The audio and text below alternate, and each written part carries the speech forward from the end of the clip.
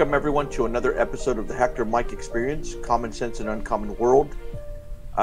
We've got kind of an interesting topic, and a lot of it deals with criminal justice, and there's really no justice here. This past weekend, we had the city of Sacramento that suffered one of its worst mass killings. We had so far 6 dead, 12 injured, in a mass killing that occurred outside as a club was letting itself out at about 2 in the morning. There's quite a bit of video showing an altercation outside of this club, and led to about 74 shots being fired. As noted, so far six dead and 12 injured. But it's what's come after the aftermath, Mike, that has really gotten quite a bit of people upset. We had the governor, who's right now on vacation in South America with his family, who, got off his vacation, took some time off his vacation to go out and denounce the shootings and the killings. But he didn't just stop there. He went out there and he blamed it all on gun violence. He blamed it all that, individuals who have guns, and we must have stronger gun control laws because, obviously he believes that in California we don't have them strong enough. That is the lead cause of it. Not only did he do that, but also the mayor of Sacramento, Darrell Steinberg, who used to be in the state legislature as a Senate pro tem. He went out there and did the same thing. And as we've seen days progress, there's been some additional arrests made in connection to this mass killing. And the latest individual, the second suspect to be arrested, Smiley Martin, 27, who has a lengthy criminal record dating back to 2013. He was caught in possession of a machine gun, possessing another firearm.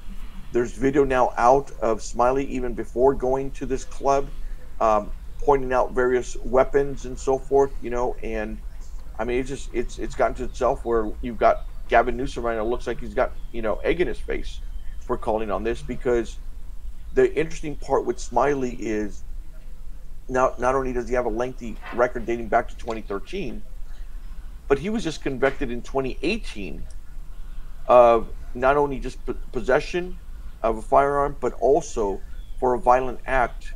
He was supposed to serve 10 years in jail or in prison, but he was released on February 22nd on an early release program by Governor Newsom's administration, and he was on the street on February 2022, and now we've got this horrible tragedy, Mike. It's amazing it took him that long. Who knows what other mayhem he may have caused we don't know about between February of 22 and when this tragic thing happened over the weekend.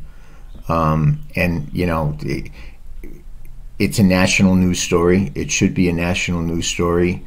It's outrageous. It opens up a whole bunch of doors for discussion about not only how this can happen, and by the way, it happens all the time. I can't talk about it right now, but after next week we could talk about an experience that I've had over the past 6 months, involved with the criminal justice system that, you can't talk about while you're a part of it. But the number of times I've seen people come through the system that have numerous, not charges, but convictions. And yet they're still on the street doing what they've been doing. And, I don't know why anybody with common sense would think that the outcome would be any different. The district attorney up in Sacramento, specifically said when this guy's parole came up that this was a dangerous person, that he shows no remorse, that he shows no change, that he will do this again, and that he shouldn't be released, and yet the parole board decides to release him anyway. And it's just tragic. But as tragic as it is, it's also a window as to what our elected officials in California really believe. For some reason, and again, I will go back to common sense, for some reason, the governor of California believes that Smiley would obey gun laws. I mean, I don't know how stupid that you can sound. I mean, I really don't. I mean, that's just so incredibly stupid. We have to take guns away from people People who have ghost guns, people who have guns that go out and commit violent felonies, they don't care what the laws are. I mean, they've been convicted of things so many times with those laws. California has some of the strongest laws on gun control, yet has some of the greatest violence. That's another window this opens up to. California has the toughest environmental laws in the country, yet Los Angeles has the worst air in the country. There's all of these extremes that they do that they think are solving problems that really don't. The problem here is you've got someone who is, just for whatever reason, in the DNA, a bad human being. No respect for life, no respect for laws, nothing. That person should be in jail for the rest of their life. It's that simple. How that person's out on the street after everything they had done is incredible. How they're in possession of a gun is incredible. And if anyone actually thinks that putting in tougher laws is going to prevent a guy like this guy from having a gun, you're crazy. You're as crazy as he is. You really are. Because he doesn't care. He's going to get a gun however he can. He's going to get that ammunition, even though law-abiding citizens, wait in line for hours and can't get ammunition in California because it's so difficult to get. Somehow these guys always end up with enough ammunition to blow people away. And I think, as much of a sad statement of what happened that there is, and a tragedy that it was, the reaction of elected officials is really a window as to what we are as a society here in California. That's kind of my take on it, and it's really sad. Right, and Mike, you're right. You've got the Sacramento Bee did a request for information. They were able to get it, and they were able to get the documents that the district attorney's office of Sacramento put in to the parole board, saying why Smiley Martin should not have been released. And in it, they find that he was in the latest incident, which led to the 10-year prison sentence. In the document, it shows that here we got Martin forced his way into his girlfriend's home. He located her hiding in her bedroom closet and hit her repeatedly with a closed fist in the face, head, and body, causing visible injuries. He then dragged her out of the home by her hair to an awaiting car. After he put her in the car, he assaulted her with a belt. During the investigation, information was gathered that the victim had been working as a prostitute and that Martin had been assisting and encouraging her to be a prostitute. Text messages and social media conversations revealed that he would tell her what kind of sex buyer she should date, how much money to charge, how to accept payment, and what forms of payment she should accept. He was convicted in 2018, and as we've noted, he was released in Sacramento County on February 2022. So he served 4 out of 10 years. Yep. Less than 50% of his time. Correct. I mean... And prior to that, I was going to say, this wasn't the first. Oh no! Prior to that, he had been convicted. He had been arrested and convicted multiple times. Possession of 2 fully loaded 25-round magazines for an assault weapon. He later admitted to transporting the assault weapon and large capacity magazines to potential buyers. Later on, he was charged and convicted walking in a Walmart store and pushing aside a clerk in an electronics department. He then fled with several Galaxy notebooks worth $2,800. Video surveillance also found him doing the same thing in other stores. And so, and the thing is, this goes on and on and on of his criminal record. But the thing is, it's like these politicians that we have, as we noted, I mean, they'd rather go and talk about guns, but not talk about the early release of this prisoner. Mm-hmm. Just like what we had the incident in Sacramento, in Land Park with Mary Tibbetts. Mm-hmm. She was an elderly individual who lived there on her own with her dogs, and this individual broke into her home. He raped her, he killed her dogs, and then set the house on fire. And this was another individual who was released on zero bail but had a lengthy criminal record. And rather than have this conversation about zero bail about the impacts of the soft on crime legislation, because we've got to remember that over the last 5 years, we have seen a great movement by district attorneys in Los Angeles, in San Francisco, and other parts of the country, not just the state, but other parts of the country, in this crusade to, and they call it is, the prisons are too overcrowded, and so what they're doing is they're not charging individuals, they're doing the early release of prisoners so that our prisons aren't overpopulated. Here in California, we're actually closing down a prison. I mean, I think we should end up keeping that prison and making sure that all the Smileys go in there and remain in the prison. It's the sad part is when they say these things, they actually believe them. I think that's what scares me. Is when Gavin Newsom actually and others actually talk about guns. You know, I mean, he's on vacation, so probably when he comes back, I would expect that makes as much sense as when he comes back and he says, you know, the reason this happened with Smiley is because over the last 100 years, you know, the temperature in the earth has gone up 4 degrees and it's a result of climate change. And that's what caused this guy to go off the deep end because it's so hot. I mean, that's the mentality that they have. They have these pillars of things that they believe in. Guns are bad. Cars are bad. Climate change is the reason for everything that is wrong. Everything that relates to climate creates everything that's wrong. We have to give people second, third, fourth, fifth, 25th chances at things. They actually believe this stuff. They really do. And the sad part is we, who vote these people in, don't understand that. And so we vote them in. And so you get the government you pay for. You know, people, you know, whether it's the mayor in Sacramento, the attorney general, you know, usually in most places when you appoint, you have the opportunity as governor to appoint an attorney general.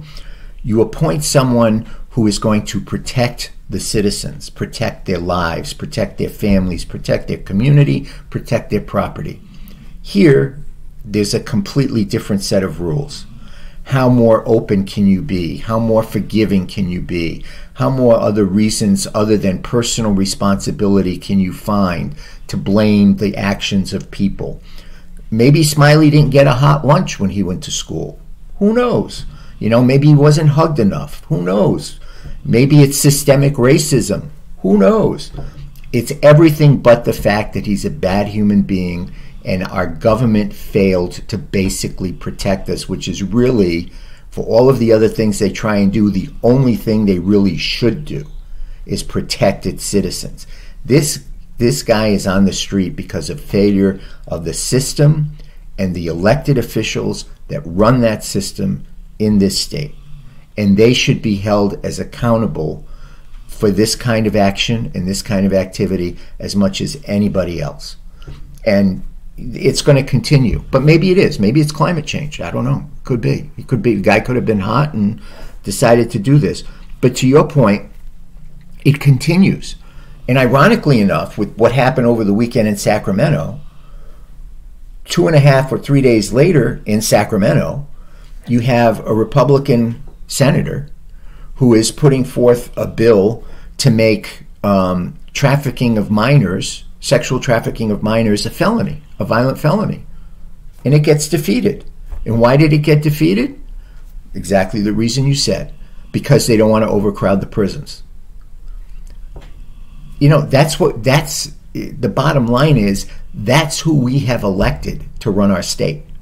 And so, you know, people can be shocked, people can be sad, people can be pissed off, but they got nobody to blame but themselves. These are the things that the people you are electing believe. That people in prison is bad. Overcrowding in prisons is bad. Giving people 3rd, 4th, 5th, 10th chances is important. You know, not holding them responsible for what they do is, you know, whatever that reason is important. Protecting life, liberty, and property is less important. That's who we got. I mean, I don't know how else to put it. That's who we got. It's incredible that 48 hours, 72 hours after this incredibly bad thing happens, a senator, you know, who puts forth a piece of legislation Again, common sense that says, trafficking of minors, sexual trafficking of minors should be a violent felony, gets defeated. Where does that happen? Other than in a place like California or maybe New York. Well, It doesn't. Yeah, and it's important to look at the reason why they, as you stated, because they didn't want to increase more people in their jail. Because here's the reason why: the minute you make this a violent felony, that means that the person who's in jail can no longer earn, as quickly as possible the good credits. If you get convicted for 6 years, guess what? You got to serve the 6 years. If you can get it for 10, you got to serve the 10 years. Unlike what happened here with Smiley's situation, and I don't know how exactly that ended up happening, where he gets convicted in 2018 and gets out in 2022 on a 10-year sentence. He should have been there for 2028. The fact that he even was up for parole so quickly goes to the system of how they get credit when they're in jail for early release. And again, and it's important to remind people, the 2018 conviction was the last conviction that he had after a whole bunch of other convictions that he had. This wasn't he committed a crime for the first time in 2018 and then he got good time while in jail. This is a long criminal record of this individual. And each time along the way, the system failed. And the people who created the system failed. And now the people who created the system stand up and say it's the gun's fault. Because, again, they think that somehow we are stupid enough, and there are enough people in California stupid enough to believe them, that if you make tougher gun laws, people like Smiley won't get guns and ammunition. Which, again, I go back to say maybe there is a problem with climate change and their brains are getting burned out by the sun, because that makes absolutely no sense whatsoever.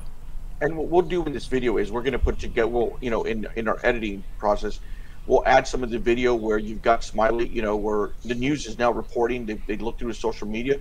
He's got out there, touting his guns. But we'll also put in here together, and it'll make it a little bit lengthy. But it's important for people to watch. This is what happens in committee. So we'll put Shannon Grove introducing her bill in committee and how it got voted down,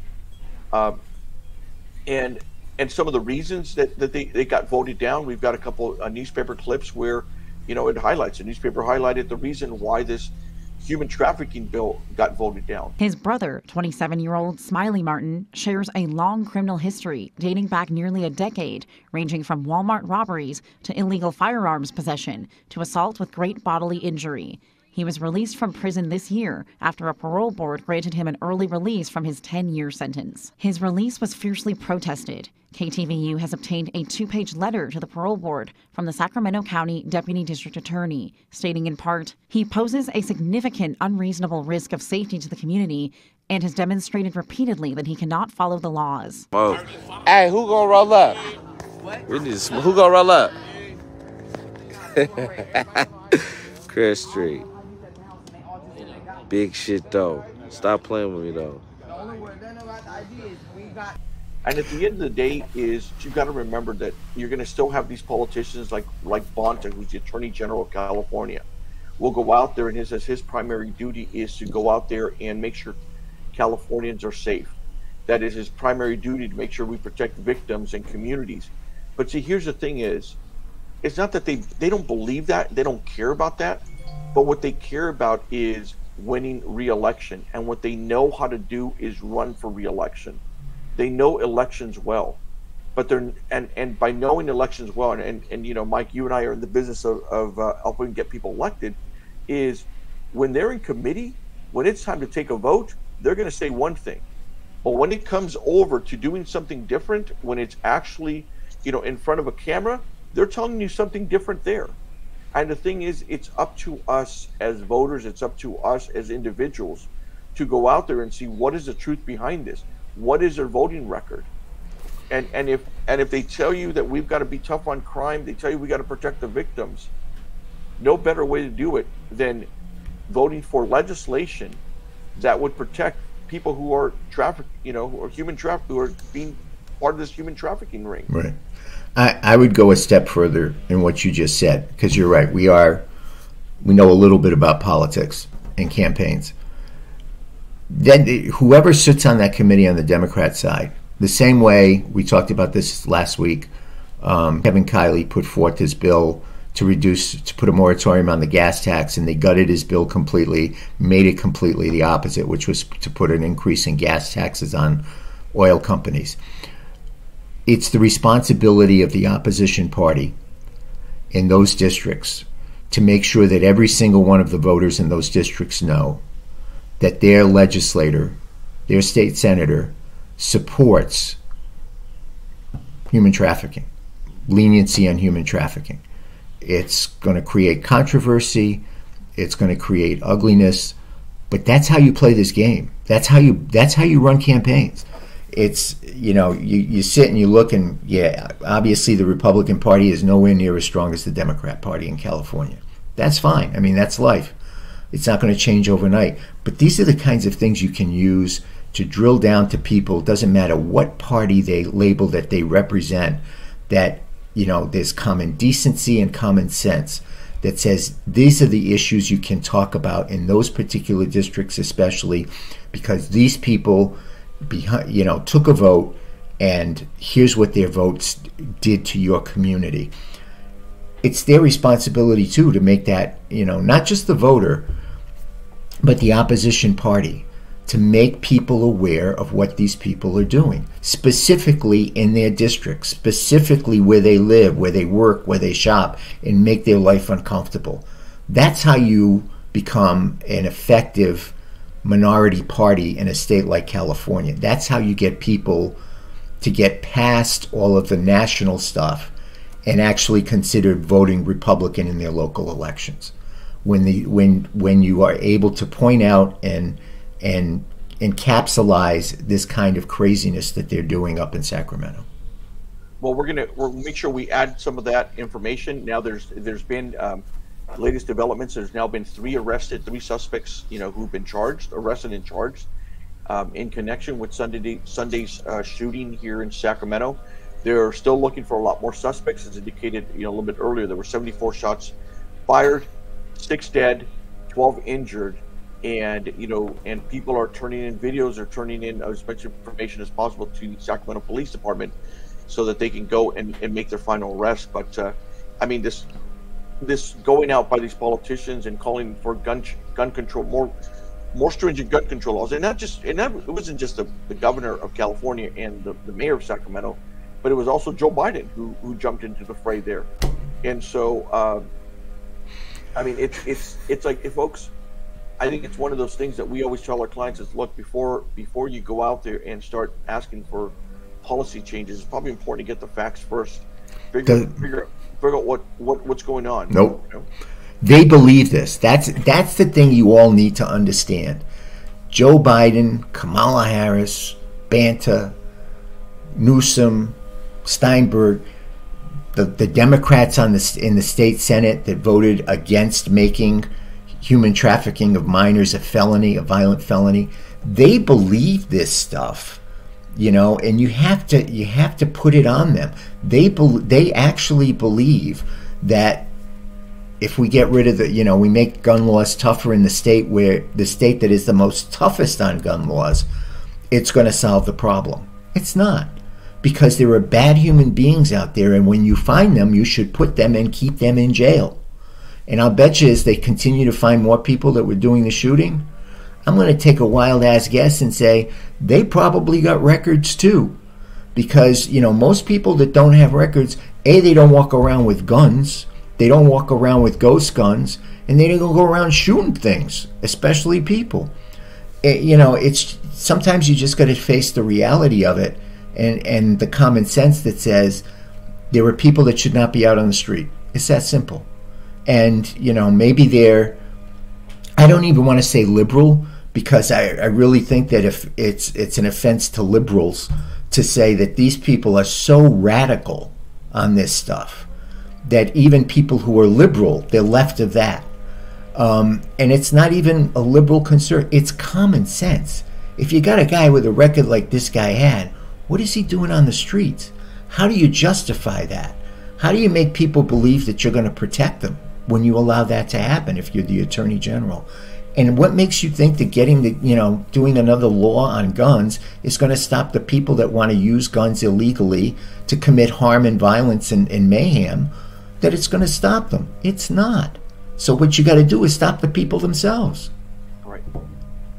Well, we'll leave it there for this episode, Hector Mike Experience. As we get more information, obviously we will let you know. And for those that are listening to us on the podcast, down in the description of this video, we will put Smiley's criminal record as provided by the Sacramento Bee, along to a link to a story which kind of will give you a further background on Smiley Martin, 27, out of Sacramento, who was just arrested for participating in this mass killing that happened here in Sacramento. So, Mike, it's kind of a God bless the victims. I mean, people go out and they want to have a good time. Finally, they can get out and not wear their masks and everything else. And, this happens. It's anywhere it happens, it's extraordinarily tragic.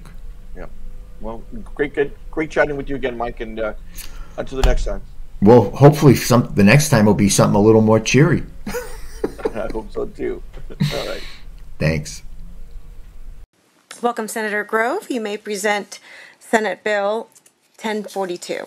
Thank you, Madam Chair and members. Senate Bill 1042 is a bipartisan measure that is joint authored by Senator Caballero and co-authored by 8 senators and 13 assembly members. Our bill would include human trafficking in the list of crimes that are defined as serious and violent under California law, making the crime a strike under the 3 Strikes Law. The fastest growing criminal industry in the world is the buying and selling of human beings, and California is one of the largest hubs for human trafficking. Data from service providers in the U.S. National Human Trafficking Hotline has consistently shown that groups who experience marginalization are marginalized by race, income, gender, identity, sexual orientation, or immigration status. They are more likely to be exploited through sex and labor trafficking. The International Labor Organization estimates that in the last decade, there were more than 40 million human trafficking victims worldwide. Of that total, 25% were children and 75% were women and girls. Let that sink in for just a minute. That's an estimated 30 million women and girls that are victims of human trafficking. Currently, there are 42 crimes that are defined as serious and 23 crimes that are defined as violent under California law. Today, in California law, robbery is a violent felony.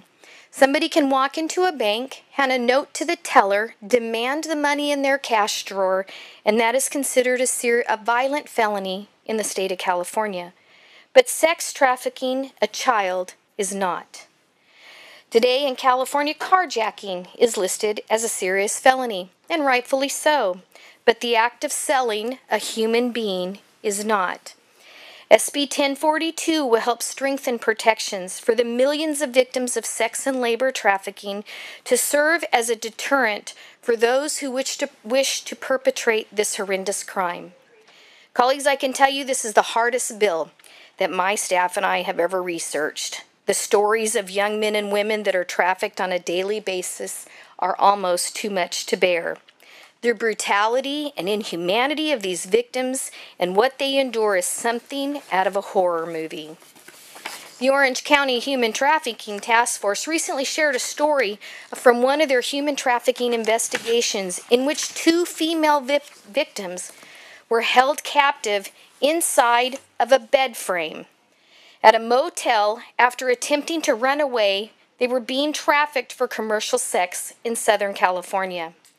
The traffickers placed the mattress back on top of the bed frame as they slept to keep them from escaping. The victims were left naked, with water poured over them and the air conditioning down to a freezing level, forced to urinate on themselves, and had cereal Cheerios thrown at them to eat off the floor. The violence and torture that is endured by these victims also included rape, sodomy, and beatings. One of the female victims was raped with a gun held to her mouth. The victims were forced to stay inside the bed frame while waiting for the sex purchasers answering ads that were posted online. Apart from the physical abuse, one victim had medical complications due to makeup sponges being inserted into her vaginal canal during the menstrual cycle as part of the work mantra from her trafficker that says no days off, which is common for victims of sex trafficking. In January 2022, Fox 11 News in Los Angeles shared a story of a 16-year-old Simone who was kidnapped and trafficked by a man she had just met. Simone was immediately taken into a hotel where other women were being held, and she was forced to sell her body. Simone says the trafficker warned her that if she tried to escape, he would kill her mother and her grandmother. Simone was fortunate enough to escape after making a call to her mother and when her captor's guard was down. She didn't know where she was at, but she told her mom, "I can see a 7-Eleven." Her entire family searched different locations until they found her outside of that 7-Eleven. Simone is now a crisis interventionist at the Teen Project. It's a nonprofit that helps survivors of human trafficking in Los Angeles, California. Matul is a young Indonesian woman who was unknowingly sold to traffickers as a domestic servant. A modern-day slave trapped in a home in Los Angeles, California, she worked daily till 10 or 11 p.m. She slept on the floor of the TV room. She rose every couple of hours to take care of the captor's baby. And before every morning, she woke up and had breakfast ready. The abuse from her slaveholder, also known as the matriarch of the family, ultimately turned physical, and Matul found herself in a hospital emergency room. Yet she had nowhere to escape. She had no money, she spoke limited English, and Protecting their investment, the couple who purchased Matul had intimidated her with the threat of jail if she ever dared to run. When the violence worsened, in year 3, Matul managed to write a note to the nanny next door that she had gotten to know, which simply read, "Please help me." Human trafficking survivors such as these, community groups, district attorneys, and law enforcement from across the state have stood in support of SB 1042. In February of this year, 2022, the Los Angeles County Sheriff's Department participated in an Operation Reclaim and Rebuild, which resulted in the arrest of 30 traffickers. Los Angeles County Sheriff Villanueva has spoken out in support of SB 1042. His quote was, "This bill will fight to protect victims, strengthen prevention, and increase the prosecution of those who buy and sell human beings." When district attorneys across the state are telling us legislators that they don't have the tools in their toolbox to properly perform their job, it's time for us as lawmakers to do our job. It's time for us to make sure that they have the proper tools in their toolbox to prosecute these crimes. Passing SB 1042 will serve to protect future generations by stopping people from engaging in this crime today. SB 1042 has received over 50 letters of support from law enforcement agencies, district attorneys, and community organizations such as Zoe International, Crime Victims United, Alliance Against Family Violence and Sexual Assault, and Children's Advocacy Centers in California. In addition, my office has received nearly 3,000 letters of support from everyday Californians that just want to see human trafficking properly defined as serious and violent. Elizabeth Smart has endorsed this bill, stating that SB 1042 should be passed into law without hesitation. Too many victims fear coming forward, speaking out for fear of their traffickers' repercussions. Too often, they are restricted in their efforts to serve justice. And far too often, victims and survivors never even get a glimpse at justice. Trafficking is a heinous and brutal crime. Thankfully, many of us will never have to experience. This is a small step that we can take to begin protecting our survivors and procure some small modern form of justice. We'll now bring the discussion back to our members. Senator Weiner. All of our copious number of members.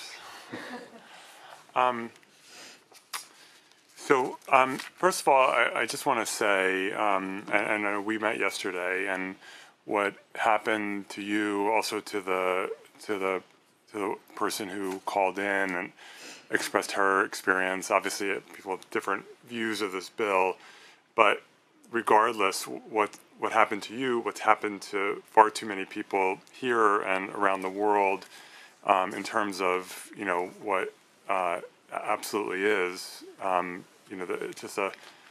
it's a horrific, not just a tragedy, but just the most destructive, despicable. I can't even find the right words for it. That there would be people that would do this to other people, and I think we all agree about that. It's not in dispute at all. What we're dealing with here is an issue of whether to increase the incarceration for this particular crime beyond the already harsh criminal penalties for it. But passing this bill today, in my personal view, is not going to change this, is not going to help those survivors, with all respect, and so I won't be able to support this bill today. Thank you, Senator Weiner. Senator Skinner, would you like? You can continue. You've been, since you've been presiding over this entire bill, I'll let you keep the mic. And I was able to hear some of the testimony, but unfortunately I was having to present a bill at another committee, which happens in the juggling of these circumstances. And I was able to meet the key witness, both witnesses, in advance of the hearing. I in no way minimize the crime of human trafficking. It is a serious crime.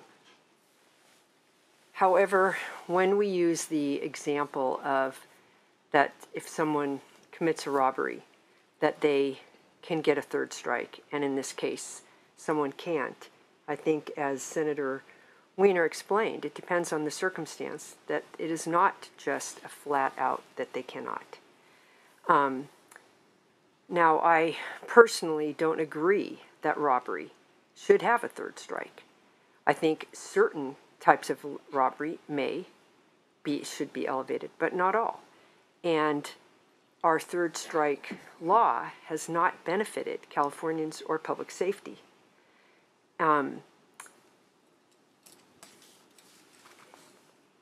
The other, look, sentencing, we can always debate whether our sentencing practices are adequate. But when I look at the analysis, and there is different categories, obviously, that a person can be charged of, one of which would give 8, 14, or 20 years. And of course, if they have additional crimes that they're charged, that can add other time, or various of these also carry enhancements. So I don't think it is accurate or fair to describe that our sentencing laws would only allow for a human trafficker to serve, say, 12 years.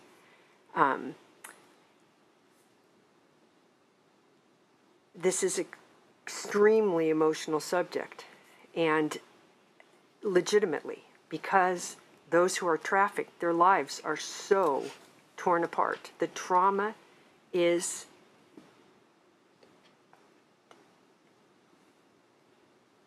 it may never be able to be healed from.